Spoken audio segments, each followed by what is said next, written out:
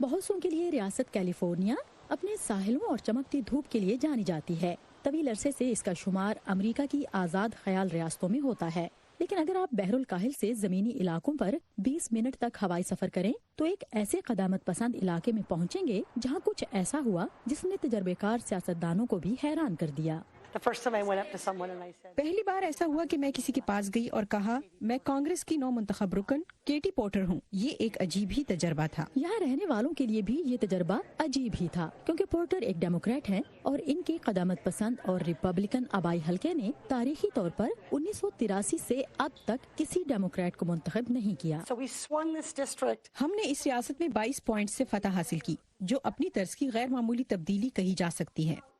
کسان گھرانے سے تعلق رکھنے والی اس لڑکی نے یہ سب کیسے کیا اور کیسے اپنی جماعت اور ذرائع ابلاغ میں ایک ابھرتا ہوا روشن ستارہ بن گئی، اس کا ایک سیدھا سا جواب ہے۔ کیٹی پورٹر ییل اور ہارورڈ سے فارغ التحصیل ہیں اور اروائن کیلیفورنیا کی یونیورسٹی میں قانون کی سابق پروفیسر ہیں۔ ان کی انتخابی مہم کو یہ کریڈٹ جاتا ہے کہ اس کی وجہ سے ووٹرز کی تعداد 2 سے بڑھ کر 30% تک پہنچ گئی۔ یہ بائیں بازو کی جانب جھکاؤ رکھنے والے نوجوانوں کو آگے لا رہے ہیں، جبکہ پہلے ایسا نہیں تھا۔ پورٹر شروع میں اس جانب نہیں آنا چاہتی تھیں، لیکن سن 2016 کے صدارتی انتخاب میں وہ حلقے میں رہائش کے معاملے پر کام کرنے کے لیے صدارتی امیدوار ہلری کلنٹن کی ٹیم میں شامل ہونے کے لیے تیار تھیں۔ تاہم انتخاب کے بعد اور تبدیلی کی چاہ نے ان کا رخ سیاست کی جانب موڑ دیا۔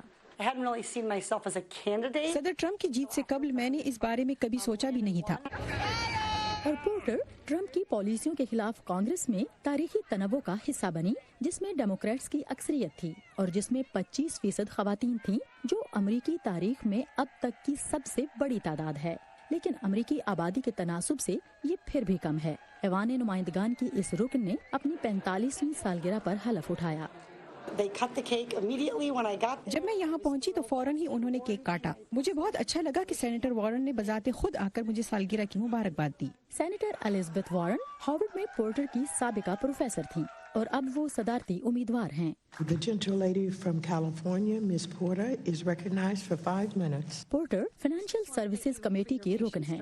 اب اگلی رپورٹ میں آپ 3 بچوں کی طلاق یافتہ ماں پورٹر کی جانب سے پوچھے جانے والے چبھتے ہوئے سوالات سنیں گے، جنہوں نے انہیں قومی بحث مباحثے میں نمایاں مقام دلایا ہے۔